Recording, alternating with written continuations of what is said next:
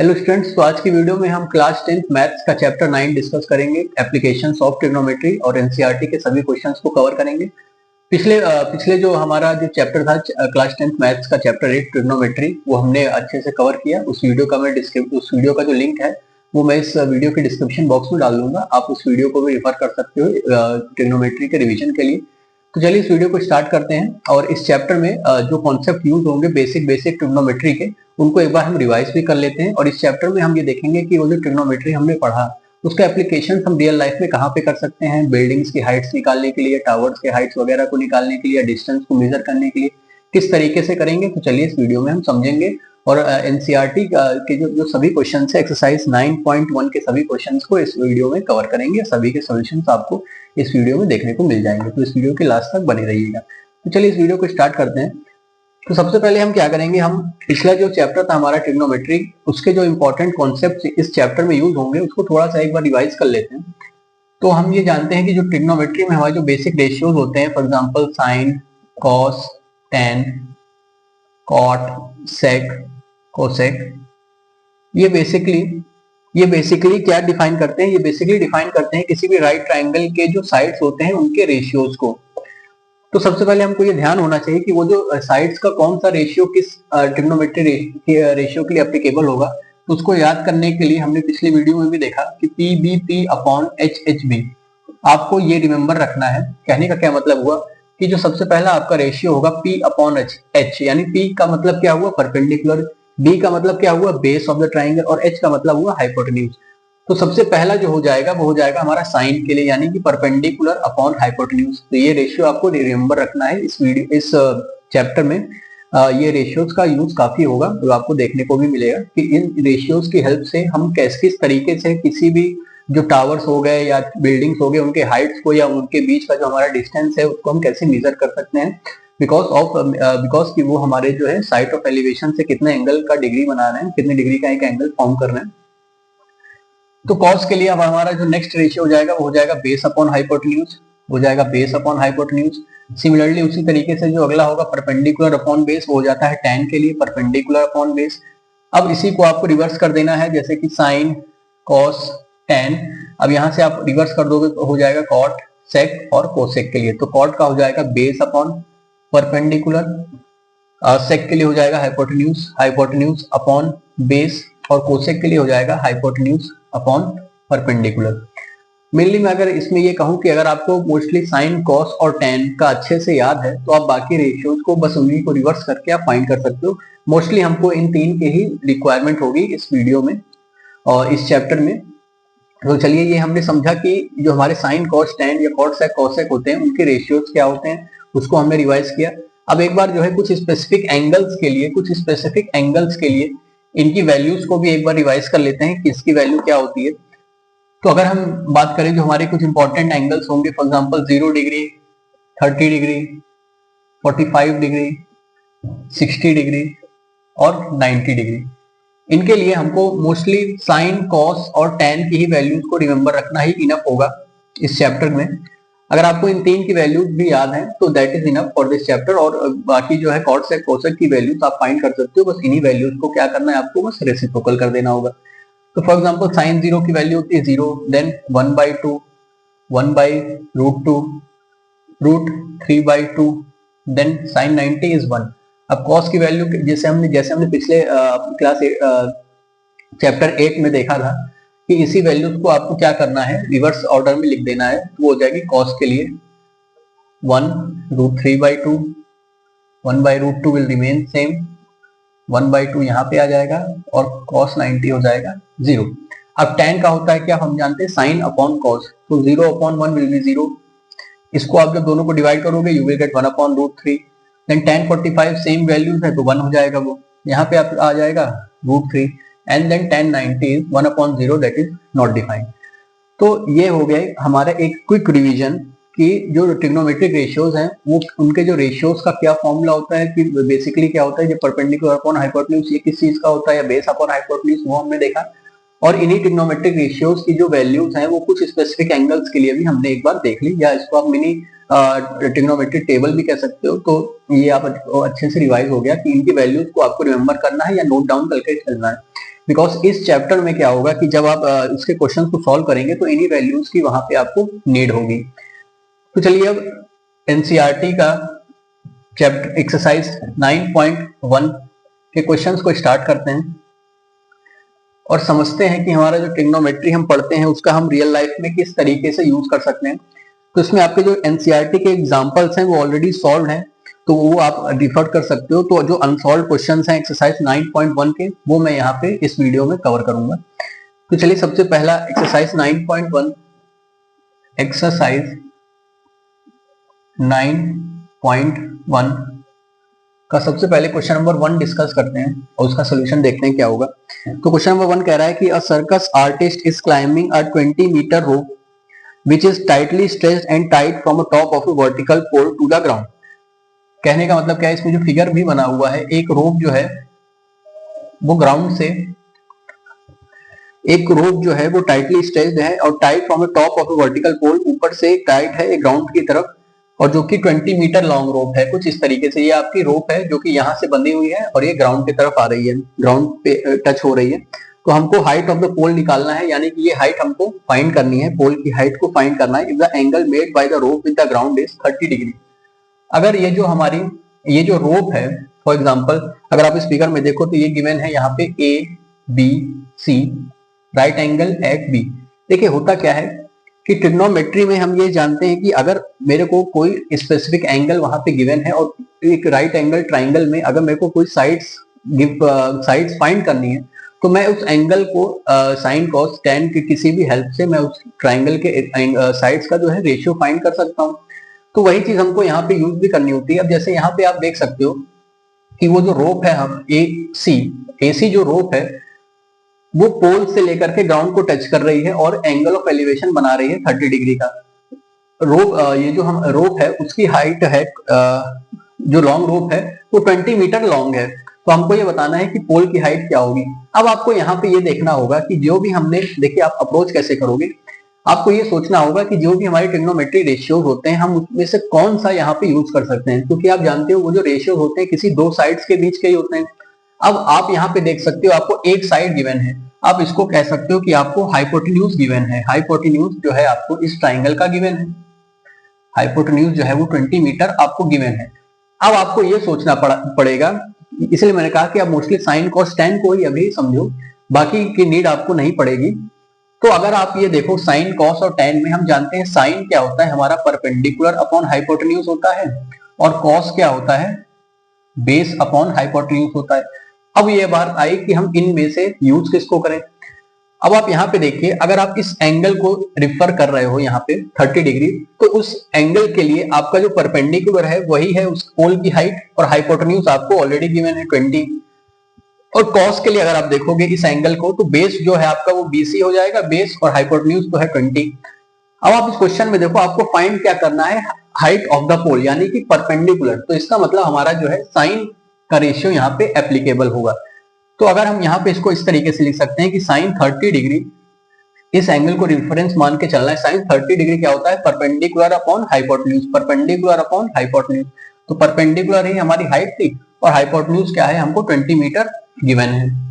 इसका मतलब हाइट क्या हो जाएगा 20 इंटू साइन 30। अब देखिए इसीलिए हमने जो है साइन कुछ स्पेसिफिक एंगल्स के लिए साइन कॉस टेन की वैल्यू जस्ट अभी थोड़ी देर पहले ही टेबल बना के उसको समझा, तो यहाँ पे देखिए उसका एप्लीकेबल होगा, यहाँ पे उसका यूज होगा। तो साइन 30 की वैल्यू अभी हमने जस्ट थोड़ी देर पहले क्या होती है 1/2, यानी वो वैल्यू आपको यहाँ रख देनी है 20 into 1/2 which will give you 10 metre. तो इस तरीके से जो है हमारा ट्रिग्नोमेट्री के जो रेशियोज होते हैं उसको हम किस तरीके से यूज करते हैं अपने रियल लाइफ में, वो आप इस क्वेश्चन से या एक तरीके से आप कह सकते हो इस एग्जांपल से भी आप समझ सकते हो कि हमको उस पर्टिकुलर अब जाके उस पोल की या उस बिल्डिंग की हमको हाइट नापने की जरूरत नहीं पड़ेगी। अगर हमको एक स्पेसिफिक एंगल गिवन हो और हमको या तो डिस्टेंस गिवन हो कि उस बिल्डिंग से हम कितनी दूरी पे खड़े हैं, या जो हमारा जो एलिवेशन का हाइट मिल रहा है अगर वो हमको पता हो, तो हम उस पर्टिकुलर पोल का या बिल्डिंग का या किसी भी जो भी हमारा मॉन्यूमेंट या स्ट्रक्चर होगा हम उसकी हाइट फाइंड कर सकते हैं without actually measuring the height of that particular building. तो ये एक मेनली एक ये काफी इंपॉर्टेंट यूज होता है ट्रिग्नोमेट्री का हमारे रियल लाइफ में to measure the heights and distance of specific structures. तो हमको ये ध्यान में रखना है कि साइन का सबसे पहले हमको देखें यहाँ पे यूज क्या क्या हुआ, उस ट्राइंगल का किन रेशियो के बराबर है वो, और उस पर्टिकुलर साइन के लिए उस एंगल की वैल्यू क्या है। यहाँ पे दो चीजें यूज हुई, इसीलिए हमने इन दोनों चीजों को अभी कुछ देर पहले ही रिवाइज कर लिया था कि किस रेशियो के लिए कि वो साइन कॉस टेन उस ट्राइंगल का किस साइड्स का रेशियो होता है, और उन साइन कॉस टेन के लिए जो स्पेसिफिक एंगल्स की वैल्यू क्या होती है। तो आपको यहाँ पे इस तरीके से इन क्वेश्चन को सॉल्व करना है। अब आपको ये सोचना पड़ेगा कि मेरे को क्वेश्चन में गिवन क्या है और मेरे को निकालना क्या है। जो भी आपको फाइंड करना है और जो भी आपको गिवन है उस तरीके से फिर आप क्या करो कि आप ये सोचो कि हम जो है साइन कॉस या टेन में किस उनका जो रेशियो होता है वो कौन सा यहाँ पे फिट बैठेगा। फॉर एग्जांपल यहाँ पे देखिए हमारा जो साइन ही क्यों हमने यूज किया, क्योंकि हम जानते हैं साइन क्या होता है, perpendicular upon hypotenuse, perpendicular upon hypotenuse, और हमको परपेंडिकुलर ही फाइंड करना था, वही हमारी हाइट ऑफ द पोल है। अगर आप इस एंगल को रेफरेंस मान रहे हो तो इस एंगल के लिए परपेंडिकुलर क्या है, उसके सामने वाला लेंथ, तो ये हमारा परपेंडिकुलर है और ये हाइपोटेन्यूज है। अब कॉस के केस में क्या होता है, वो बात करता है, कॉस जो होता है वो बेस अपॉन हाइपोटेन्यूज होता है, तो हमको तो यहाँ बेस फाइंड करना नहीं है, यानी कि डिस्टेंस ऑफ द पोल जहां पे वो रस्सी आपकी टच हो रही ग्राउंड पे, वो डिस्टेंस तो हमको फाइंड करना नहीं है, हमको हाइट ऑफ द पोल को फाइंड करना है। तो वही आपका क्या हो जाएगा, परपेंडिकुलर, इसीलिए यहाँ पे हमने साइन को यूज किया ना कि कॉस को। तो ये चीज आपको यहाँ पे ध्यान रखनी होगी। और ये जो हमारा एंगल होता है, जो भी कोई भी स्ट्रक्चर ग्राउंड पे क्रिएट करता है, इसको कहा जाता है एंगल ऑफ एलिवेशन, इसी को कहते हैं एंगल ऑफ एलिवेशन, ठीक है। और एक और टर्म आप समझ सकते हो कि फॉर एग्जांपल अगर कोई यहाँ पे एक ह्यूमन बीइंग खड़ा है और यहाँ पे मान लीजिए कोई बिल्डिंग है, और अगर मैं उसके टॉप को देख रहा हूं तो इसको क्या कहते हैं हम लोग, साइट ऑफ एलिवेशन, ठीक है, लाइन ऑफ एलिवेशन या साइट ऑफ एलिवेशन आप इसको कह सकते हो। और ये एंगल होगा जो वो हॉरिजॉन्टल के साथ में फॉर्म कर रहा होगा। तो हम हमेशा कोई भी एंगल जो निकालते हैं वो कहां से निकालते हैं, हॉरिजॉन्टल से। और जो हम जिस फॉर एग्जांपल अगर मैं यहाँ पे खड़ा हूँ और मैं इस टॉप को देख रहा हूँ, तो ये जो मेरा एक लाइन ऑफ जो लाइन बन रही होगी यहाँ आई से लेकर के उस टॉप तक की, उसी को क्या कहा जाता है, लाइन ऑफ साइट। और अगर वो आपका जो लाइन ऑफ साइट है अगर वही हॉरिजॉन्टल के साथ में कितने डिग्री का एंगल बना रहा है, तो वही चीज क्या हो जाती है, एंगल ऑफ एलिवेशन। तो इस चीज को आपको ध्यान रखना है। तो एंगल ऑफ एलिवेशन हम हमेशा कहां से मेजर करेंगे, हॉरिजॉन्टल से। तो वो और उस चीज के और कैसे कैसे एप्लीकेबिलिटी होगी वो हम आगे के क्वेश्चंस को देखेंगे। तो आई होप ये फर्स्ट क्वेश्चन आपको अच्छे से समझ में आया होगा कि हम किस तरीके से ट्रिग्नोमेट्रिक रेशियोज का यूज करके किसी भी पोल के या किसी भी स्ट्रक्चर का जो है हाइट्स या डिस्टेंस फाइंड कर सकते हैं। तो चलिए देखते हैं अब एक्सरसाइज 9.1 का क्वेश्चन नंबर 2 डिस्कस करते हैं। तो एक्सरसाइज 9.1 क्वेश्चन नंबर 2 कह रहा है कि a tree breaks due to a storm and the broken part bends so that the top of the tree touches the ground making an angle of 30 degree with it। कहने का क्या मतलब हुआ कि मान लीजिए ग्राउंड पे एक पेड़ है, एक पेड़ था वो खड़ा था, और अब यहाँ पे क्या हुआ कि काफी तेज स्टॉर्म आया, उसकी वजह से वो पेड़ ब्रेक हो गया, और ब्रेक होने के कारण इसका जो ये ऊपर वाला हिस्सा था वो आ करके जमीन पे गिर गया कुछ इस तरीके से। तो वो जो हिस्सा जमीन पे गिर गया वो कुछ इस तरीके से गिर गया कि वो जो है एंगल ऑफ कितना एंगल बना रहा है, ग्राउंड से 30 डिग्री का एंगल फॉर्म कर रहा है वो टूटा हुआ हिस्सा, ठीक है। तो आपको इस तरीके से फिगर बना लेना है, आपको वर्ड समझना पड़ेगा कि उसमें क्या क्या चीजें गिवन है, वो क्या बोल रहा है।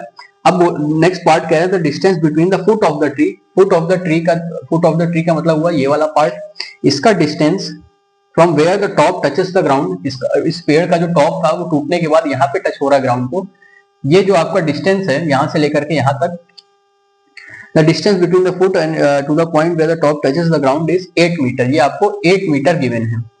अब आपको ये बताना है कि हाइट ऑफ द ट्री, ठीक है।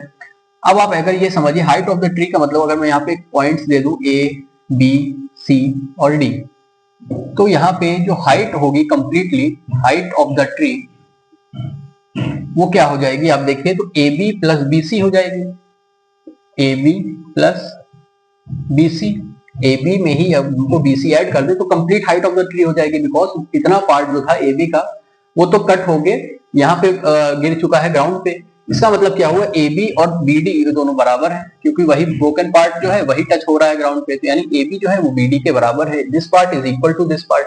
ठीक है, यानी कि ये वाला जो पार्ट है और ये वाला पार्ट है ये दोनों क्या है, इक्वल है। अगर ये x है तो ये भी आपका x है। ठीक है, तो अभी आप अगर इस ट्राइंगल में देखो, राइट एंगल ट्राइंगल में इन ट्राइंगल BCD, अगर आप एक राइट एंगल ट्राइंगल BCD को ध्यान से देखो, अब आपको फिर से यहाँ सोचना पड़ेगा कि हम ट्रिग्नोमेट्रिक रेशियो में कौन सा यहाँ पे यूज करें। तो आपको एक साइड गिवन है, एक साइड आपको निकालनी है। तो इस एंगल के लिए 30 डिग्री के लिए ये आपका क्या है, बेस है, और ये है हाइपोटेन्यूज। तो अभी अभी हमने देखा कि cos 30 आप यहाँ पे यूज कर सकते हो। तो cos 30 से आप क्या कर सकते हो, cos 30 का ये हो जाएगा बेस अपॉन हाइपोटेन्यूज। हम ये जानते हैं इसका रेशियो क्या होता है, बेस अपॉन हाइपोटेन्यूज। तो बेस हमारे पास है 8 मीटर और हमने हाइट को ही, हाइपोटेन्यूज को क्या माना है, हुआ है x। अब देखिए यहाँ पे आपको पता होगा कि cos 30 जब हमने फाइंड किया था तो उसकी वैल्यू क्या आती है, √3/2। तो it means x will B 8 upon √3 और बाई 2 यानी 2 आपका जो है ऊपर चला जाएगा, it will give you 16 upon √3। ये हो जाएगा आपका 16 अपॉन √3। तो इसका मतलब हुआ ये जो x की वैल्यू क्या आ गई, ये आ गई आपकी 16 अपॉन √3, और यही वैल्यू आपकी इसकी हो जाएगी, इस पार्ट की भी। अब बचा, अगर हमने ए बी और बी डी की तो लेंथ फाइंड हो गई, अब हमको बात करनी है किसकी, BC की। तो अगर आप इस ट्राइंगल में अगेन आप देखो तो ये वाली जो हाइट हो जाएगी BC, अगर आप इसको h मान लो, तो अब आप यहाँ पे देखो तो आपको ये 8 मीटर गिवन है और यहाँ पे आपका ये जो हाइट है। अब यहाँ पे आप यहाँ पे यूज कर सकते हो tan 30, tan क्योंकि होता है हमारे पास परपेंडिकुलर अपॉन बेस। तो अब आपका जो परपेंडिकुलर है, परपेंडिकुलर क्या है, वही h है और बेस आपका है 8। तो आप इसे कह सकते हो h जो हो जाएगा वो हो जाएगा 8 इंटू tan 30, और tan 30 की वैल्यू होती है 1/√3। It will give you 8 upon √3 metres. यानी कि h हो गया हमारा 8 अपॉन √3 और ये हो गया 16 अपॉन √3। तो अब आपको total height of the tree कितना हो जाएगा, 16 √3 प्लस 8 अपॉन √3। 16 अपॉन √3 है, ओके, 16 अपॉन √3 प्लस 8 अपॉन √3, ये हो जाएगा आपका 24 अपॉन √3 मीटर्स। ये आपका total height of the tree आ जाएगा। तो ये हो गया क्वेश्चन नंबर 2 को आप इस तरीके से अटेम्प्ट कर सकते हो। तो आपको यहाँ पे सोचना पड़ेगा कि हम उस क्वेश्चन में किस ट्रिग्नोमेट्री रेशियो का यूज करें और उस पर्टिकुलर ट्रिग्नोमेट्रिक रेशियो के लिए उस एंगल की वैल्यू कितनी होती है। तो ये आपको यहाँ पे ध्यान होना पड़ेगा। तो चलिए देखते हैं, आगे बढ़ते हैं। तो क्वेश्चन नंबर 2 अभी तक हमने डिस्कस किया, अब बात करते हैं क्वेश्चन नंबर 3 की। तो क्वेश्चन नंबर 3 डिस्कस करते हैं इस एक्सरसाइज का।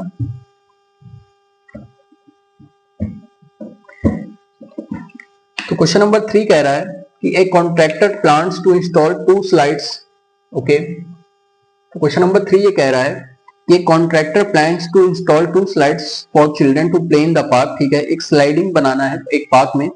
इसमें यहाँ पे हो क्या रहा है कि फॉर द चिल्ड्रन, जो कि 5 साल से कम जिनकी उम्र है, उनके लिए जो स्लाइड होगा उसका टॉप जो होगा which is at a height of 1.5 metre.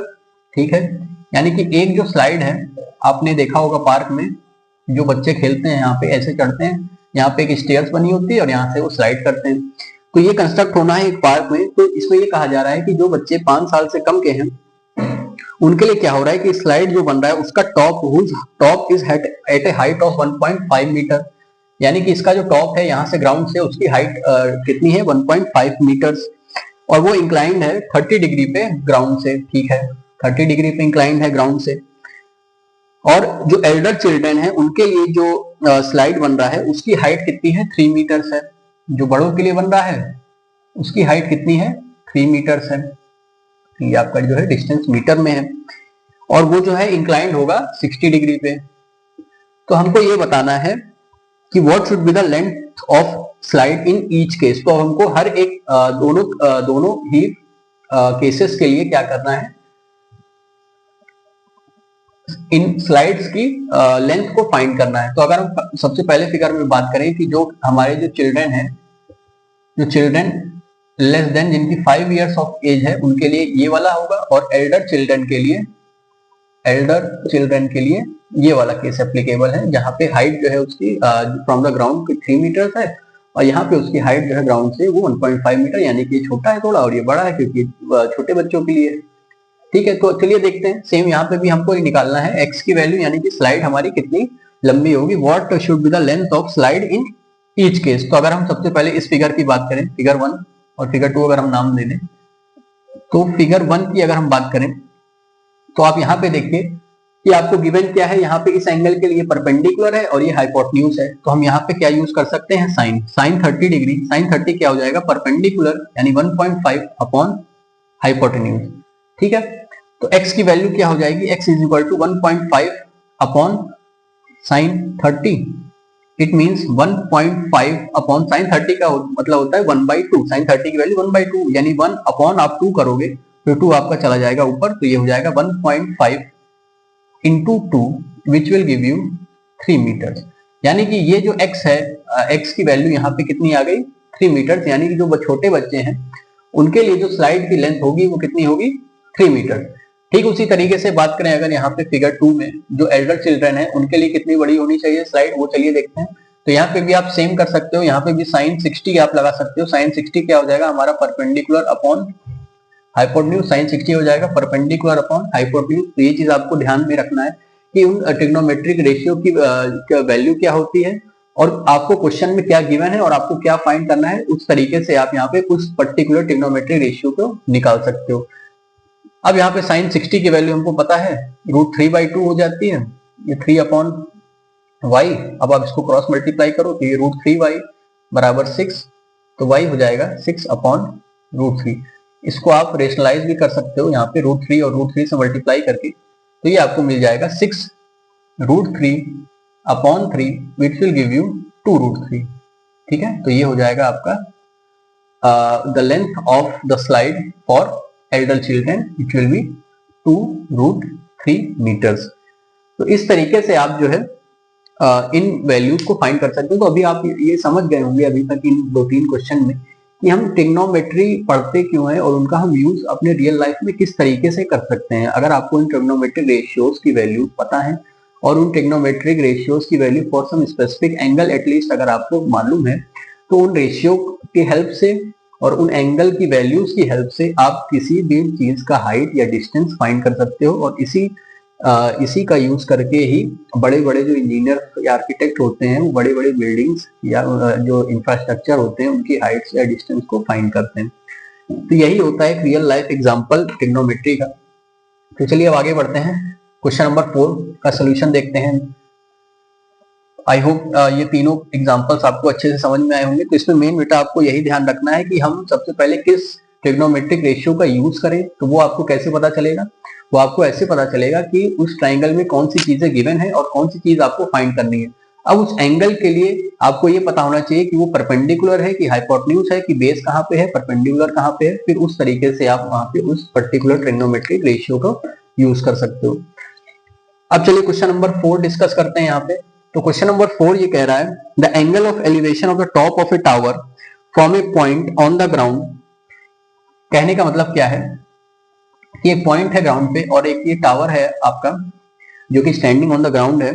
The top of the tower from the point on the ground which is 30 metre away.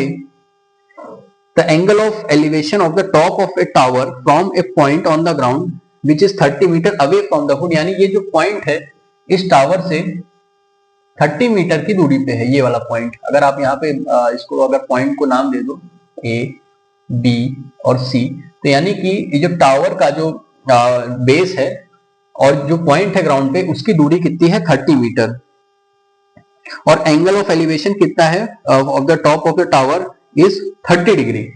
यानी कि जो टॉप ऑफ द टावर है उसका एंगल ऑफ एलिवेशन का मतलब क्या हुआ, यहां से अगर उस टॉप को देखा जा रहा है टावर के टॉप को, तो वो जो एंगल ऑफ एलिवेशन है वो कितना है 30 डिग्री का। ठीक है, तो हमको क्या करना है, हाइट ऑफ द टावर को फाइंड करना है, यानी ये let x be the length of the tower. अब आप फिर से देखिए इस ट्राइंगल में अगर आप ध्यान दीजिए तो हमको क्या क्या गिवन है, इस 30 डिग्री के लिए ये आपका क्या हो जाएगा परपेंडिकुलर और ये हो जाएगा आपका बेस। तो हम ये जानते हैं यहाँ पे कौन सा एप्लीकेबल हो जाएगा tan, क्योंकि tan क्या होता है परपेंडिकुलर अपॉन बेस। तो ये आपको ध्यान में रखना पड़ेगा कि सबसे पहले कि उस रेशियो के लिए कौन सा हम ट्रिग्नोमेट्रिक वैल्यू यूज करें, वो आपको कैसे पता चलेगा। आपको इस फिगर में देखना पड़ेगा कि यहाँ पे आपको क्या क्या चीजें गिवन है। आपको यहाँ पे इस एंगल के लिए मैं बार बार क्यों कह रहा हूँ, क्योंकि अगर यही एंगल आपका यहाँ वाला, आप अगर इस एंगल को देखोगे, एंगल CAB को, तो इस एंगल के लिए आपका परपेंडिकुलर जो है वो BC हो जाएगा और आपका जो बेस है वो हो जाएगा AB। ठीक उसी तरीके से इस एंगल के लिए आपका परपेंडिकुलर हो जाएगा AB और बेस हो जाएगा BC। आपका परपेंडिकुलर और बेस जो है वो उस एंगल्स के लिए चेंज होता रहता है, इसलिए आपको उस एंगल को भी ध्यान देना है कि किस स्पेसिफिक एंगल के लिए बात हो रही है। अब हमको यहाँ पे फाइंड क्या करना है, इस एंगल के लिए हम देख रहे हैं ये हमारा परपेंडिकुलर है और ये उसी के लिए बेस है। तो यहाँ पे परपेंडिकुलर और बेस की ही बात हो रही है, इसलिए हम यहाँ पे tan को यूज करेंगे। तो tan 30 होता है 1/√3। अब परपेंडिकुलर ही है x और बेस क्या है 30, तो x हो जाएगा आपका 30/√3। इसको अगर आप और सॉल्व करना चाहो तो √3 से आप मल्टीप्लाई कर दो दोनों टॉप और बॉटम में, तो हो जाएगा 30√3/3। इसको आप सॉल्व करोगे तो आ जाएगा 10√3 मीटर्स। तो x हो जाएगा आपका, या हाइट ऑफ द टावर हो जाएगी वो 10√3 मीटर हो जाएगी, कुछ इस तरीके से। तो इस तरीके से आप जो है क्वेश्चन नंबर 4 को सॉल्व कर सकते हो। अब चलिए आगे देखते हैं, क्वेश्चन नंबर 5 को डिस्कस करते हैं। तो यहाँ पे क्वेश्चन नंबर 5 क्या कह रहा है, तो क्वेश्चन नंबर 5 सेज कि एक kite is flying at a height of 60 metre above the ground, यानी कि एक पतंग है, उसके जो डिस्टेंस है ग्राउंड से वो कितनी है 60 मीटर। 60 मीटर ऊपर वो उड़ रही है ग्राउंड से, ठीक है। The string attach to the kite is temporarily tied to a point on the ground. अब सपोज करिए ये ग्राउंड है, अब इस काइट की जो स्ट्रिंग है वो ग्राउंड पे कहीं इस पॉइंट से अटैच है वो, ठीक है। The inclination of the string with the ground is 60 degree, और वो एक एंगल बना रही है, कितने का 60 डिग्री का एक एंगल फॉर्म कर रहा है वो string. Find the length of the string, यानी कि स्ट्रिंग की लेंथ को फाइंड करना है, यानी कि x को फाइंड करना है यहाँ पे इस फिगर में। Assuming that there is no slack in the string, slack का मतलब वो ढीली नहीं है या कोई गांठ नहीं है, वो पूरा स्ट्रेट है। तो यहाँ पे अगर आप इस ट्राइंगल में देखो ABC में, जो कि एक राइट एंगल ट्राइंगल है, अब आप यहाँ पे देखो आपको क्या क्या चीजें गिवन है। यहाँ पे इस एंगल के लिए आपका ये जो है परपेंडिकुलर है और ये क्या है हाइपोटेन्यूज।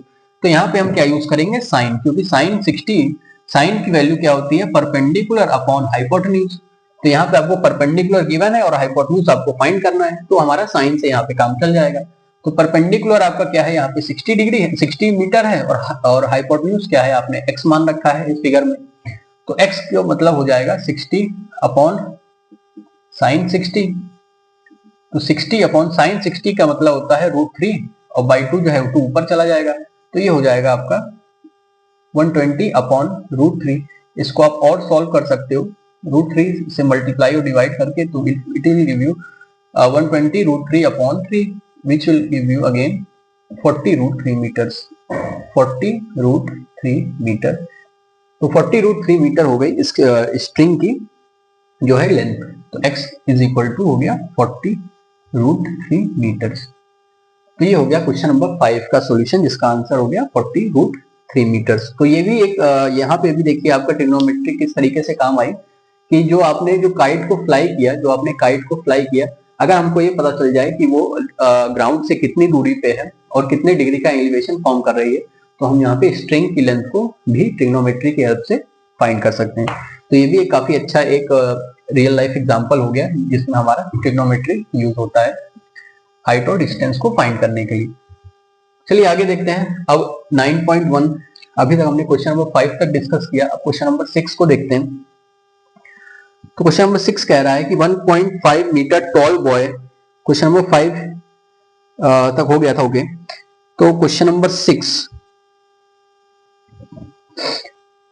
यस, तो क्वेश्चन नंबर 6 कह रहा है कि 1.5 मीटर टॉल बॉय, एक बॉय जो है 1.5 मीटर टॉल है, is standing at some distance from a 30 metre tall building. ये जो है लड़का वो 30 मीटर की दूरी पे खड़ा है, वो कुछ डिस्टेंस पे खड़ा है from a 30 metre tall building. इस बिल्डिंग की हाइट आपको गिवन है 30 मीटर, उस 30 मीटर की बिल्डिंग से वो किस दूरी पे खड़ा है उसकी हाइट कितनी है 1.5 metre. The angle of elevation from his eyes to the top of the building. अब इसका जो एंगल ऑफ एलिवेशन होगा यानी कि वो कहां पे होगा, आंखें हमारे ऊपर होती है तो इस टॉप से हमको मेजर करना है वो एलिवेशन। एक तो यहां से हो जाएगा from the top of a building increases from 30 degree to 60 degree. अब कहने का क्या मतलब, जब ये लड़का यहाँ पे था इस पॉइंट पे, तो अगर आप यहाँ से इसको कनेक्ट कर दो तो यहाँ पे एंगल कितना था 30 डिग्री। अब जैसे ही वो यहाँ पे आ गया, कुछ पास आ गया, तो इसका जो एंगल ऑफ एलिवेशन अब यहां से बन रहा है वो कितना बन रहा है 60 डिग्री। ठीक है, as he walks towards the building, यानी कि जब वो यहां से यहां तक आया तो एंगल ऑफ एलिवेशन 30 डिग्री से लेकर के 60 डिग्री तक हो गया। Find the distance he walks towards the building, यानी कि हमको ये फाइंड करना है कि ये डिस्टेंस कितना होगा, कितना दूरी वो चला बिल्डिंग की तरफ। ही वॉक्स टुवर्ड्स द बिल्डिंग। ठीक है, तो अभी आप ये देखिए, अगर हम अब आप सबसे पहले इन पॉइंट्स को नाम दे दीजिए ए बी सी डी, और इस पॉइंट को आप ई कह सकते हो। अब आप ये ध्यान दो, अगर ये पूरा 30 डिग्री है और इस बॉय की हाइट कितनी है 1.5 मीटर है, तो आप ये ध्यान दीजिए जो एंगल ऑफ एलिवेशन बन रहा है वो उसके आईज के थ्रू बन रहा है, यानी कि आईज हमारी जो है ऊपर होती है, यानी कि हमारा जो हाइट है उसका वो यहाँ पे क्या होगा नेग्लिजिबल होगा। तो यानी कि हम यहाँ पे ए बी को कह सकते हैं, जो हमको इस ट्राइंगल की अगर हम बात करें तो AB की लेंथ कितनी हो जाएगी 30 में से हम 1.5 मीटर माइनस कर दीजिए तो आ जाएगा आपका 28.5 मीटर, यानी कि यहां से हम यूज करेंगे इस ट्राइंगल में सारे ही हाइट्स एंड डिस्टेंस। बिकॉज ये तो उस लड़के की हाइट थी तो वो हमारे इग्नोर करना है, क्यों, क्योंकि हमारी जो एंगल ऑफ एलिवेशन है वो उसके आइज से बन रहा है, यानी कि वो टॉप से बन रहा है, तो हमको नीचे की हाइट को वहां पे इग्नोर कर देना है। अब आप यहाँ पे देखिए, अगर आप बड़े वाले ट्राइंगल में देखिए ADB, अगर आप ट्राइंगल ADB की बात करें, ADB यानी बड़े वाले ट्राइंगल की बात करें, तो अब आप यहाँ पे देखिए, हमको यहाँ पे सिर्फ अब बेस से मतलब है, हमको इस हाइपोटेन्यूज से तो मतलब नहीं, यानी कि यहाँ पे tan यूज होगा क्योंकि यहाँ पे परपेंडिकुलर और बेस की बात हो रही है। तो आप यहाँ पे देखो tan 30, तो tan 30 कितना हो जाएगा परपेंडिकुलर, यानी कि AB विच इज 28.5। अगर आप यहाँ पे देखो, मैं इसको ऐसे लिख देता हूँ कि ये जो हाइट हो गई वो कितनी हो गई 28.5 और ये कितनी है 1.5, तो कंप्लीट कितना हो गया 30। ठीक है, इस ट्राइंगल में आप देखो तो परपेंडिकुलर और बेस, अब इस पूरे को आप, अगर ये x है तो इसको आप लेट कर सकते हो इतने को y, तो ये हो जाएगा अपॉन x प्लस y। ठीक है, तो ये हो जाएगा आपका कुछ इस तरीके से अपॉन x प्लस वाई।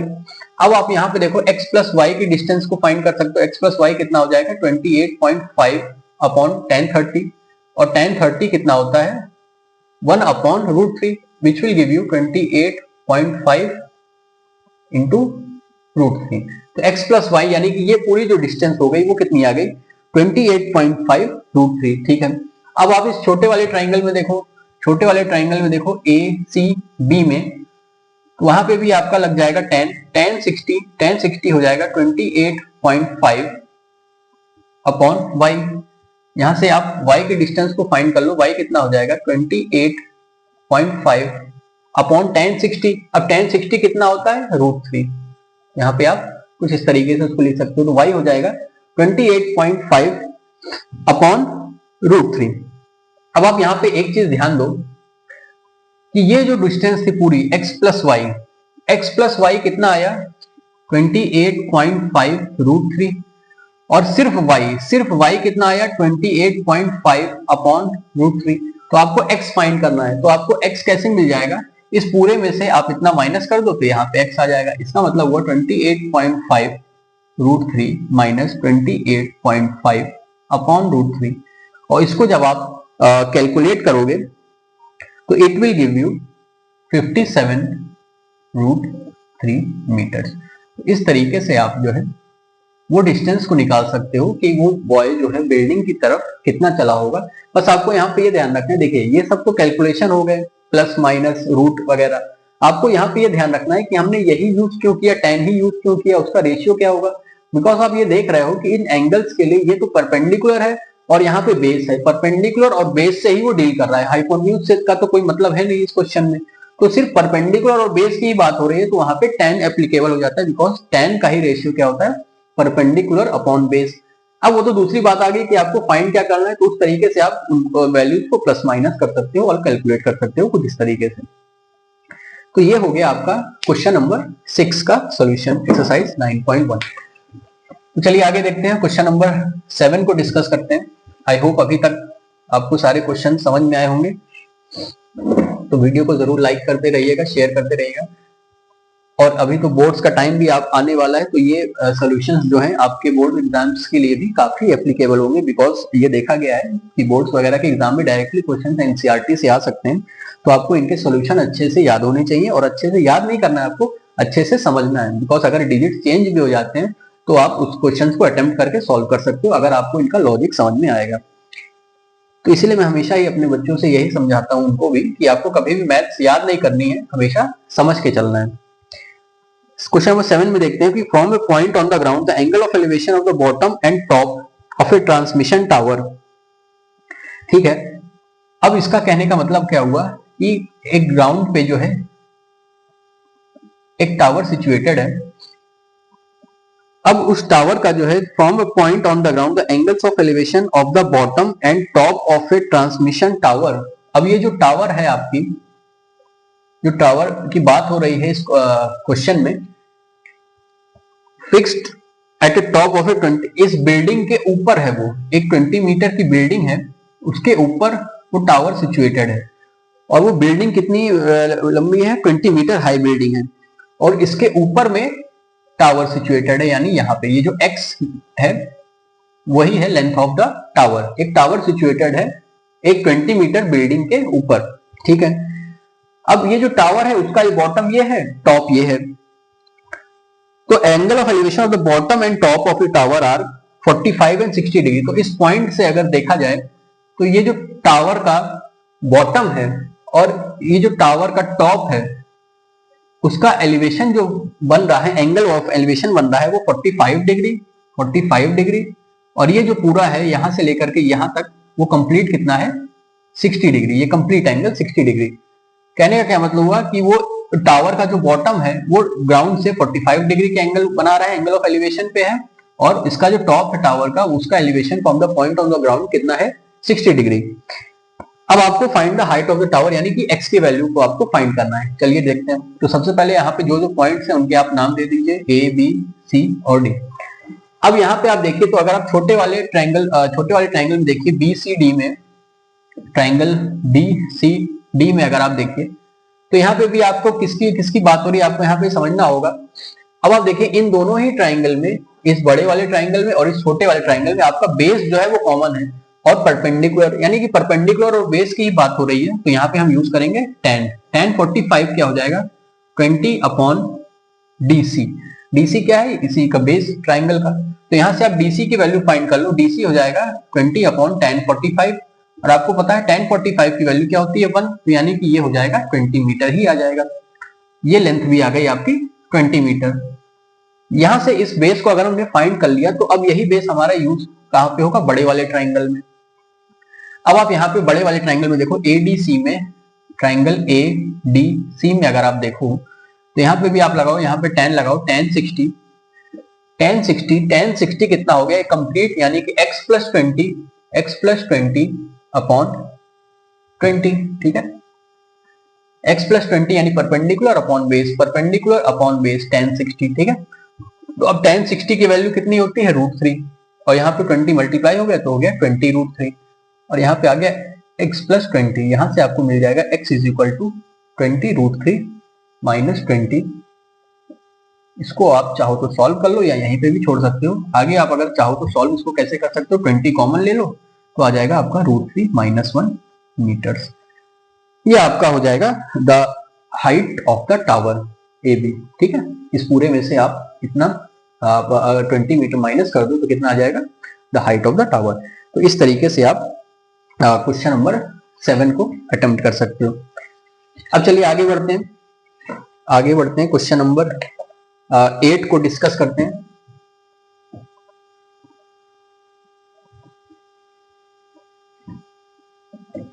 अब आगे बढ़ते हैं क्वेश्चन नंबर 8 पर। क्वेश्चन नंबर 8 कह रहा है कि स्टैचू है 1.6 metre tall stands on the top of the pedestal. Pedestal का मतलब हुआ है जो जिसपे एक स्टैचू सिचुएटेड होता है, उसको कहते हैं पेडेस्टल। यानी कि एक स्टैचू जो है वो पेडेस्टल के ऊपर खड़ा हुआ है और स्टैचू जो है वो 1.6 मीटर का है, यानी कि यहां से यहां तक की दूरी कितनी है, 1.6 मीटर है। From A point on the ground, अगर इस ग्राउंड एक पॉइंट से देखा जाए इस स्टैचू को, the angle of elevation of the top of the statue is 60 degree, यानी इस स्टैचू का जो टॉप है वो 60 डिग्री का एंगल फॉर्म कर रहा है from the ground. And from the same point the angle of elevation of the top of the pedestal, from A point on the ground the angle of elevation of the top of the statue is 60 degree, यानी इस statue के top का ठीक है 60 degree है elevation, और इसी point से the top of the pedestal, यानी कि पेडेस्टल का चाहे आप टॉप कह लो चाहे इस टावर का बॉटम कह लो, वो एंगल कितना फॉर्म कर रहा है, ये वाला 45 डिग्री, ये वाला एंगल 45 डिग्री का है। तो find the height of the pedestal, यानी ये लगभग सेम हो गया जैसे कि पिछला क्वेश्चन हमने देखा था, लगभग इसमें चीजें आपको वैसे ही अटेम्प्ट करनी है। तो अगर आप यहाँ पे देखो, हम ट्राइंगल का नाम दे दे ए बी सी डी करके, तो अब आप अगर छोटे वाले ट्राइंगल में देखो, इन ट्राइंगल बी सी डी की अगर आप बात करो, बी सी डी की, तो यहाँ पे भी आप यूज कर सकते हो क्या, tan, बिकॉज यहाँ पे परपेंडिकुलर और बेस की बात होगी, बिकॉज बेस आपका दोनों ट्राइंगल में सेम है। तो ये हो जाएगा x अपॉन डी सी, यहां से आपको मिल जाएगा DC की लेंथ भी कितनी हो जाएगी, x, बिकॉज tan 45 कितना होता है 1, यानी कि अगर ये डिस्टेंस x है तो ये भी आपका डिस्टेंस x हो गया, यानी कि दोनों बराबर है। अब ये तो गिवन भी नहीं है। अब देखते हैं आगे। अब अगर आप ट्राइंगल ACD में देखो, इस बड़े वाले ट्राइंगल में ACD में, तो यहाँ पे हो रहा है tan 60, और tan होता क्या है, परपेंडिकुलर अपॉन बेस। अब परपेंडिकुलर कितना है, x प्लस 1.6 अपॉन बेस, वो भी x है।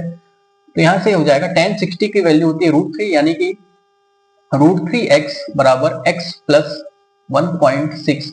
यहां से आप x को फाइंड करोगे, कैसे हो जाएगा, x √3 minus 1 is equal to 1.6। तो यहाँ पे x की वैल्यू हो जाएगी 1.6 अपॉन √3 माइनस 1 मीटर। ठीक है, तो इस तरीके से आप इस क्वेश्चन को सॉल्व कर सकते हो। इसका आंसर आ जाएगा 1.6 मीटर अपॉन √3 माइनस 1। अब आपको इसको आगे सॉल्व करने की जरूरत नहीं है, यहाँ पे इतना भी आप करके इसको लीव कर सकते हो, बिकॉज अब आगे क्या होगा, इसको आपको रेशनलाइज करना पड़ेगा। तो चाहो तो आप इसको रेशनलाइज कर सकते हो, या यहाँ पे यहाँ तक भी आप सॉल्व करके छोड़ सकते हो, ये भी आंसर सही है। अब देखिए आगे बढ़ते हैं, क्वेश्चन नंबर 9 को डिस्कस करते हैं। तो एक्सरसाइज 9.1 का क्वेश्चन नंबर 9 कह रहा है, क्वेश्चन नंबर 9 कह रहा है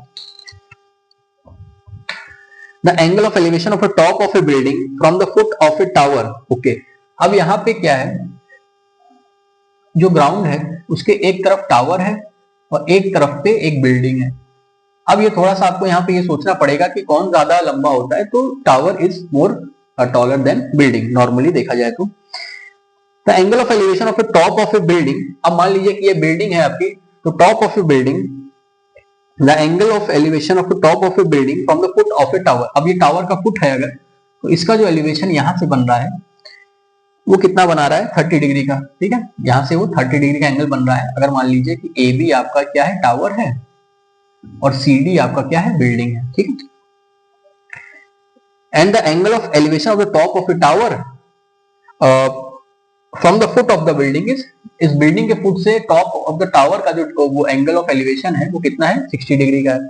ठीक है, अब यहां से भी देख सकते हो कि कौन लंबा होगा, बिकॉज एंगल इस एलिवेशन इसका ज्यादा है, यानी कि आपको ज्यादा ऊंचा करके देखना पड़ रहा है। इसका मतलब वो जो स्ट्रक्चर होगा वो ज्यादा लंबा होगा एज कंपेयर टू ये वाला स्ट्रक्चर, बिकॉज उसका एंगल ऑफ एलिवेशन ज्यादा आ रहा है। If the tower is 50 meter height, अब टावर की जो लेंथ है वो 50 मीटर दी हुई है, आपको बिल्डिंग की लेंथ को फाइंड करना है। अब यहाँ पे भी आप ये देखो, इन दोनों ही ट्राइंगल्स में आपका बेस सेम है, और यहाँ पे परपेंडिकुलर की बात हो रही है, यानी यहाँ पे भी आप tan का यूज कर सकते हो। अब आप सबसे पहले इसका बेस फाइंड कर लो जहां पे आपका परपेंडिकुलर गिवन हो, यानी कि ट्राइंगल ACB में अगर आप देखो, ट्राइंगल ACB में, बिकॉज टावर का आपको लेंथ गिवन है तो आपको वही यूज करके आप बेस फाइंड कर लो। तो आपका यहाँ पे हो जाएगा tan 60 कितना हो जाएगा, 50 अपॉन BC, 50 अपॉन BC। तो यहां से आपको मिल जाएगा और tan 60 हो जाएगा √3 और ये हो जाएगा 50 अपॉन में BC। ठीक है, 50 अपॉन BC। तो यहां से आपको मिल जाएगा BC की लेंथ हो जाएगी 50 अपॉन √3 मीटर्स। यानी कि यहाँ जो आपका बेस है, यानी कि इन दोनों ही स्ट्रक्चर्स के बीच में, कितनी दूरी है 50 √3 मीटर्स की। ठीक है, ये वाली डिस्टेंस जो है आपकी 50 √3 मीटर आ गई। अब आपको इसी को यूज करके x को फाइंड करना है। तो यहाँ पे आप देखो tan 30 आप देखो अगर ट्राइंगल BCD में, ट्राइंगल BCD में की बात करें अगर, तो tan 30 कितना हो जाएगा x upon BC। x upon BC का मतलब होगा 50 और अपॉन √3, तो √3 आपका ऊपर चला जाएगा यहाँ पे। तो tan 30 कितना होता है 1 अपॉन √3। अभी आप मतलब यहाँ पे रखिएंगे अगर, तो 1 upon √3 is equal to √3x upon 50। तो यहाँ से आप इसको क्रॉस मल्टीप्लाई कर दीजिए तो आपको मिल जाएगा 3x इज इक्वल टू 50 और x is equal to 50 upon 3। यानी कि उस टावर का जो है वो 1/3 है हाइट ऑफ बिल्डिंग। तो ये हो जाएगा 50 अपॉन 3 मीटर। ये हो जाएगी height of the building 50 upon 3 meter. ठीक है, टावर की लेंथ कितनी थी 50 मीटर और इसका कितना है 50 अपॉन 3, यानी कि वो टावर के हाइट का 1/3 है लेंथ ऑफ द बिल्डिंग। तो इस तरीके से हमने क्वेश्चन नंबर 9 को अटेम्प्ट किया। अब देखते हैं, आगे बढ़ते हैं, क्वेश्चन नंबर 10 को डिस्कस करते हैं। तो क्वेश्चन नंबर 10 कह रहा है, सबसे पहले मैं इसको इरेज कर देता हूं। तो आगे बढ़ते हैं हम लोग, क्वेश्चन नंबर 10 को देखते हैं। तो क्वेश्चन नंबर 10 कह रहा है कि two poles of equal heights, two poles हैं, दो पोल हैं जिनकी हाइट क्या है सेम है। ठीक है, तो क्वेश्चन नंबर 10 की बात करें तो दो पोल हैं जिनकी हाइट सेम है, वो ग्राउंड पे सिचुएटेड है कुछ इस तरीके से, इन दोनों की हाइट क्या है सेम है। ठीक है, two poles of equal height standing opposite each other on either side of the road. एक रोड के एक इस तरफ है और एक इस तरफ है, which is 80 meter wide. 80 meter की विड्थ है रोड की, या उन दोनों जो हमारे क्या है पोल्स हैं उनके बीच की डिस्टेंस है। अब from A point between them on the ground, किसी आप कोई भी एक पॉइंट ले सकते हो। यहाँ पे ये नहीं कह रहा है कि वो बीच का पॉइंट नहीं है, कोई भी एक पॉइंट है रोड पे, वहां से अगर देखा जाए तो angle of elevation of the top of the poles are, एक पोल का एंगल ऑफ एलिवेशन जो है वो 60 डिग्री है और एक पोल का जो एंगल ऑफ एलिवेशन है वो 30 डिग्री है। ठीक है, कुछ इस तरीके से। अब आपको इसमें ये कहना है find the height of the poles and the distance of the points. आपको height of the pole find करनी है और आपको ये फाइंड करना है कि वो कितनी दूरी पे, and distance of the point from the poles, यानी कि ये पॉइंट यहां से कितना दूरी पे है। अगर आप मान लो इसको y मान लो तो ये कितना हो जाएगा 80 माइनस y। ठीक है, आप यहाँ पे पॉइंट्स को नाम दे दो A, B, C, D और E। अब आप यहाँ पे देखो, अगर आपको यहाँ पे क्या गिवन, यहाँ पे हमको फिर से हाइपोटेन्यूज की नीड नहीं है, हमारा यहाँ पे सिर्फ परपेंडिकुलर और बेस की बात हो रही है, यानी अगेन हम यहाँ पे tan यूज कर सकते हैं। तो इस ट्राइंगल में देखो, अगर आप ट्राइंगल ACB में, तो tan 60, tan क्या होता है परपेंडिकुलर अपॉन बेस, तो हो जाएगा x अपॉन, इसको हमने क्या लेट किया है y, तो tan 60 हो जाएगा x अपॉन y। tan 60 होता है √3, तो ये हो जाएगा x is equal to √3y। यहाँ से आपको एक इक्वेशन मिल गई। ठीक है, अब छोटे वाले ट्राइंगल, यहाँ वाले इस ट्राइंगल में देखते हैं, तो tan 30 इस ट्राइंगल में अगर आप देखो tan 30 कितना हो जाएगा x अपॉन, अब ये लेंथ कितनी है 80 माइनस y, और tan 30 कितना होता है 1 अपॉन √3, तो ये हो जाएगा 1 upon √3 is equal to x upon 80 minus y। तो इसको आप लिख सकते हो √3x बराबर 80 माइनस y।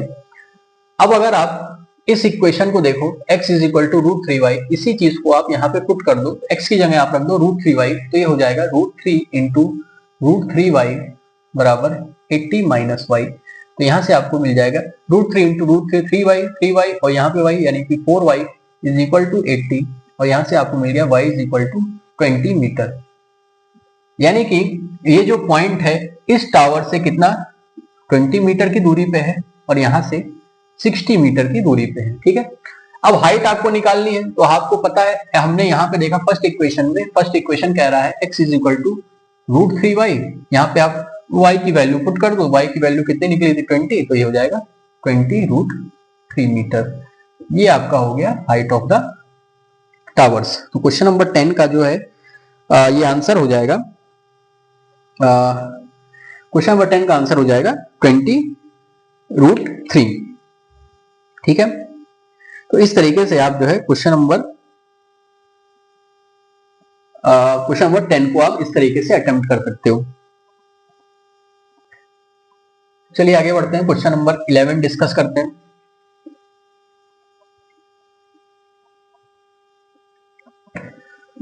तो क्वेश्चन नंबर 11 कह रहा है, तो क्वेश्चन नंबर 11 से अ टीवी टावर, इसमें आपको फिगर भी गिवन है। ठीक है, एक टीवी टावर है, वो stands vertically on top of A canal on the bank of A canal from the point on the ground. ठीक है, डायरेक्टली। ठीक है, ठीक है। आप क्या है इस फिगर में देखिए, आपको इसमें ज्यादा उसको देखना नहीं है क्वेश्चन को, आप सिर्फ डायरेक्टली फिगर को अगर आप समझो तो आपका फिगर कुछ इस तरीके से गिवन है कि एक टीवी टावर है ए बी, एक पॉइंट है यहाँ पे, वो जो है 60 डिग्री का एंगल फॉर्म कर रहा है, और एक पॉइंट जो है वो 30 डिग्री का एंगल फॉर्म कर रहा है क्वेश्चन नंबर 11 में। ठीक है, 60 डिग्री का फ्रॉम ए पॉइंट, और इन दोनों पॉइंट्स के जो बीच की दूरी है वो कितनी है, 20 मीटर्स है, ए बी सी डी। ठीक है, find the height of the tower and the width of the canal, यानी कि आपको height of the tower find करनी है, तो आप इसको h मान लो और ये डिस्टेंस को हम x लेट कर सकते हैं। अब इस क्वेश्चन को एक बार समझते हैं कि एक टीवी टावर है, stands vertically on the bank of A canal, एक कैनाल के बैंक पे वो स्टैंड कर रहा है। एक टीवी टावर, बैंक का मतलब क्या हुआ, इसके छोर पे यानी इसके साइड पे, कॉर्नर पे।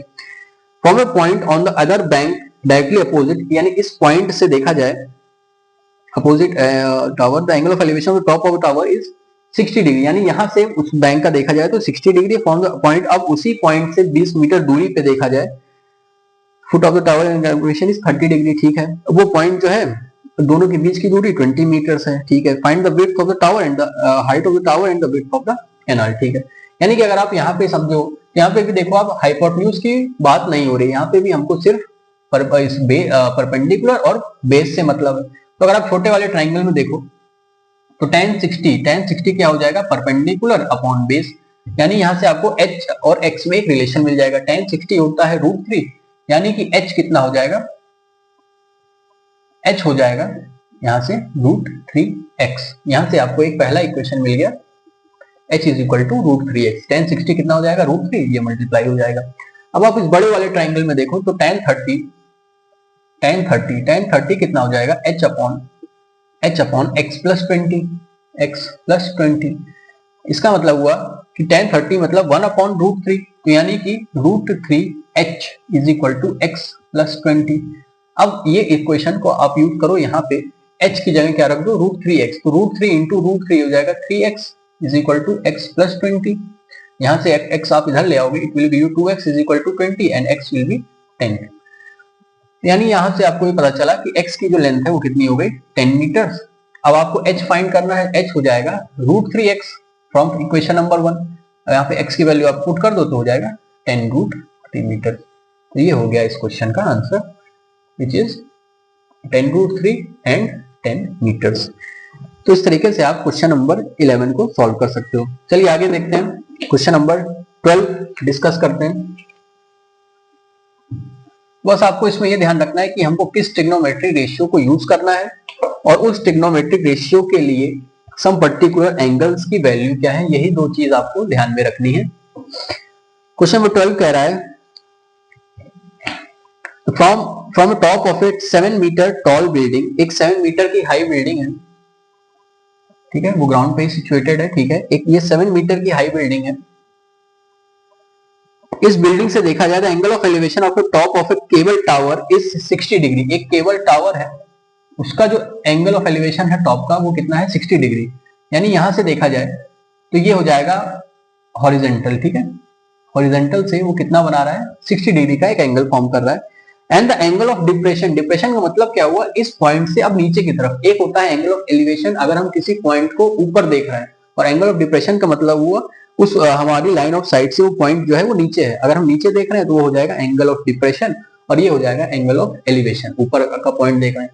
तो एंगल ऑफ डिप्रेशन का मतलब हुआ ये वाला एंगल। ये वाला एंगल कितना बना रहा है हॉरिजेंटल से, 45 डिग्री का, 45 डिग्री का एंगल फॉर्म कर रहा है। ठीक है। Determine the height of the tower, यानी कि ये कंप्लीट हमको फाइंड करनी है हाइट। तो अगर ये 7 मीटर है तो यानी यहां भी 7 मीटर है, तो ये कितना हो गया h माइनस 7। ठीक है, अब आप ये ध्यान से देखिए, अगर ये आपका एंगल 45 है तो ये भी आपका एंगल कितना हो जाएगा 45 because of alternate interior angle. अब आप यहाँ पे इन पॉइंट्स को नेम दे दीजिए ए, बी, सी, डी और ई। अब यहाँ पे देखते हैं इस ट्राइंगल में अगर आप बात करें तो इन दोनों के लिए आपका बेस जो है वो सेम है। तो इस ट्राइंगल में अगर आप देखिए तो tan 45 क्या हो जाएगा 7 अपॉन DC, तो it will give you DC की वैल्यू भी कितनी हो गई 7 मीटर बिकॉज tan 45 कितना होता है 1, यानी कि इन दोनों के बीच की दूरी भी 7 मीटर है।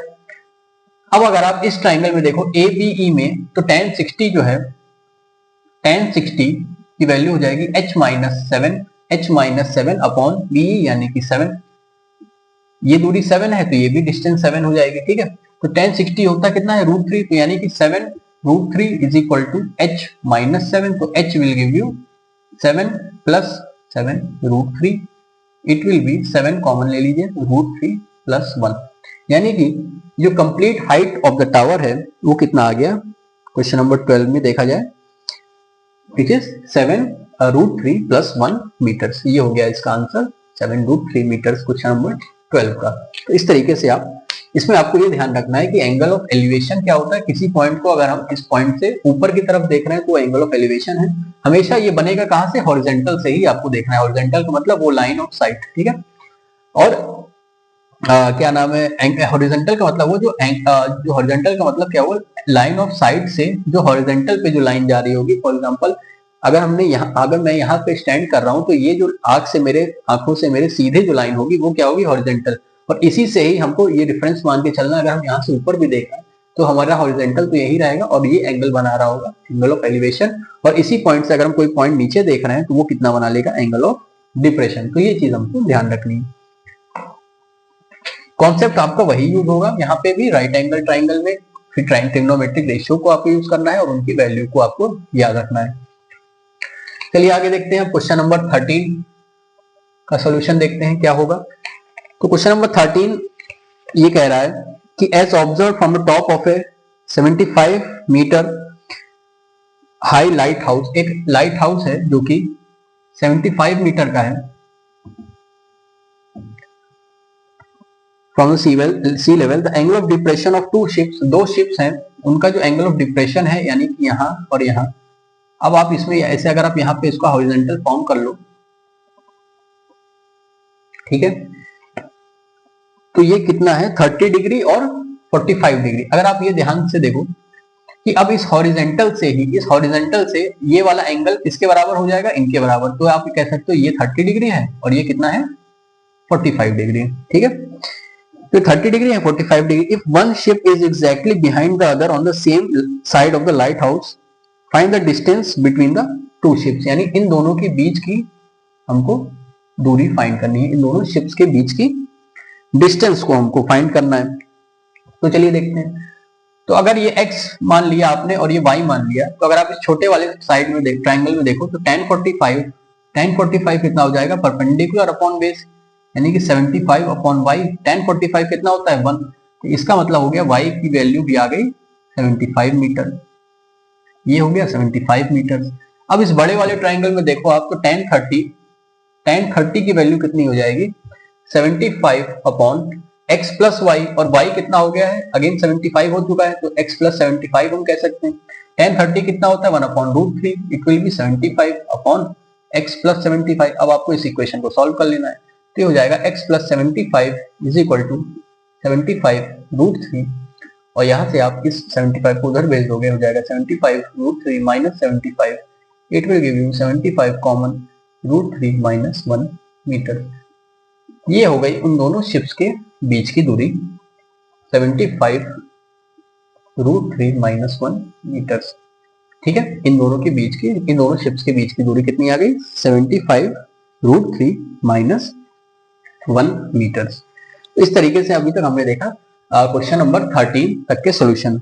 अब आगे देखते हैं क्वेश्चन नंबर 14 और क्वेश्चन नंबर 15। चलिए आगे देखते हैं क्वेश्चन नंबर 14 को देखते हैं कि 14 में क्या कहना चाह रहा है वो। उसका सोल्यूशन देखते हैं हम किस तरीके से उसको फाइंड कर सकते हैं। तो क्वेश्चन नंबर 14 कह रहा है कि 1.2 meter tall girl, sorry question number 14, ठीक है। हाँ, तो क्वेश्चन नंबर 14 ये कह रहा है कि एक 1.2 meter tall girl spots a balloon moving with the wind on a horizontal line at a height of 88.2 meter. कहने का क्या मतलब हुआ कि मान लीजिए कि ये 1.2 मीटर टॉल एक गर्ल है, वो देख रही है कि बलून जो है वो यहाँ पे कितनी हाइट पे है, 88.2 मीटर की हाइट पे है। It girl spots a balloon moving with the wind with the horizontal line at a height of 88.2 meter from the ground, ठीक है। The angle of elevation of the balloon from the eyes of the girl at any instant is 60 degree. यानी कि यहां से लेकर के यहां तक में उसका जो एंगल ऑफ एलिवेशन है वो कितना है, 60 डिग्री हॉरिजॉन्टल से, ठीक है। ये आईज है तो ये हमारा क्या हो जाएगा, हॉरिजॉन्टल, उससे 60 डिग्री बना रहा है। कुछ देर बाद the angle of elevation reduces to 30 degree. अब ये बलून मान लीजिए यहां से यहां तक आ गया, तो एंगल ऑफ एलिवेशन अब यहां से लेकर के यहां तक में कितना हो जाएगा, 30 डिग्री, ठीक है। यानी कि बलून यहां से यहां तक में मूव किया, बिकॉज ऑफ एयर वो ट्रेवल कर ही रहा है। 88.2 मीटर ये अभी भी कंप्लीट हाइट है यहां से लेकर के यहां तक ग्राउंड से। Find the distance travelled by the balloon during the interval, यानी कि हमको निकालना है कि बलून कितना ट्रेवल किया, यानी कि x को फाइंड करना है। अगर ये x है तो आप इसको y लेट कर लो।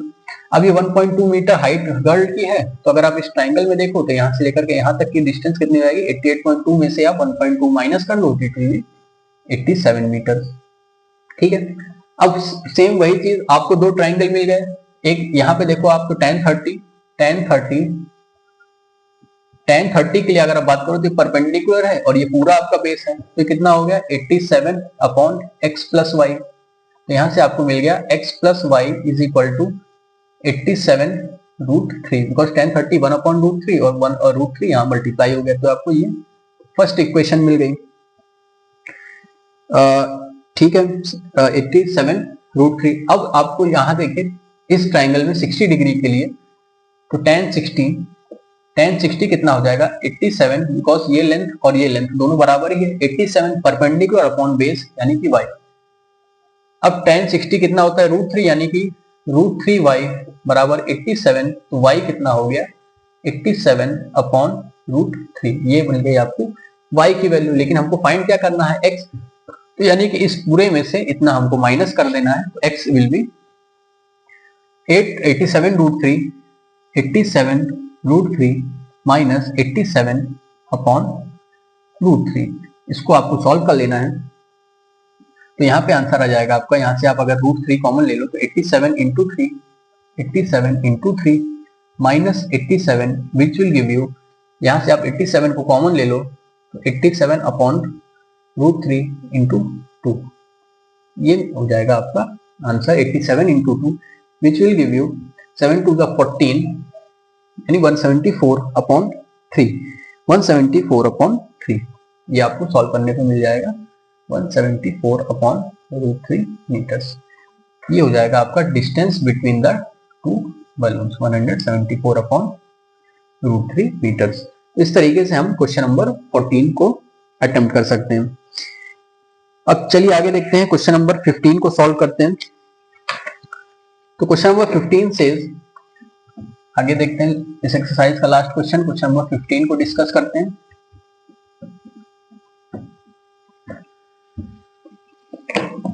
तो क्वेश्चन नंबर 15 से स्ट्रेट हाईवे, एक स्ट्रेट हाईवे है, leads to the foot of a tower, ठीक है। A man standing at the top of a tower observes a car at a depression of, angle of depression, यानी कि tower है और यहाँ पे एक कार है, एक आदमी यहाँ से देख रहा है कि एंगल ऑफ डिप्रेशन, यानी कि अगर आप हॉरिजॉन्टल से देखो तो ये आपका एंगल ऑफ डिप्रेशन कितना हो जाएगा 30 डिग्री, और यही चीज आपकी यहाँ पे भी आ जाएगी, ठीक है, 30 degree. Which is approaching, a man standing at the top of a tower observes a car approaching at a depression, at an angle of depression of 30 degree, which is approaching the foot of a tower with a uniform speed, ठीक है। यानी कि ये जो car है मान लीजिए यहाँ पे है, फिर वो आगे की तरफ बढ़ रही है, 6 सेकेंड्स लेटर, कुछ टाइम के बाद मान लीजिए यहाँ से यहाँ तक उसको जो है 6 सेकेंड्स लगे। 6 seconds later the angle of depression of the car is found to be 60 degree। यहां से कितना हुआ 60 डिग्री हो गया। Find the time taken by the car to reach the point to reach the foot of the tower from this point. अब यहां से लेकर के यहां तक कितना उसको टाइम लगा होगा कार को। तो अगर हम यहां पे देखें, अब अभी हमको यहाँ पे एक चीज ये गिवन है कि स्पीड उसकी क्या है, यूनिफॉर्म है।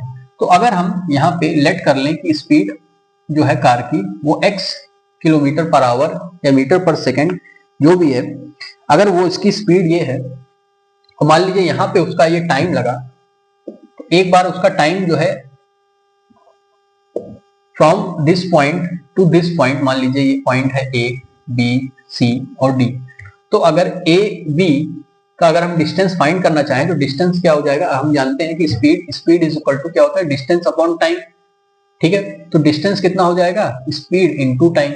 आपको यहाँ पे टाइम गिवन है कि 6 सेकंड्स में वो कवर कर रही है, तो अगर आप यहाँ पे स्पीड फाइंड कर लो तो हमको डिस्टेंस मिल सकता है। अब हमने यहाँ पे डिस्टेंस स्पीड को मान लिया है x, तो हमारा ए बी डिस्टेंस कितना हो जाएगा x इंटू 6, या तो आप कह सकते हो 6x हो गया यहाँ से यहाँ तक का डिस्टेंस।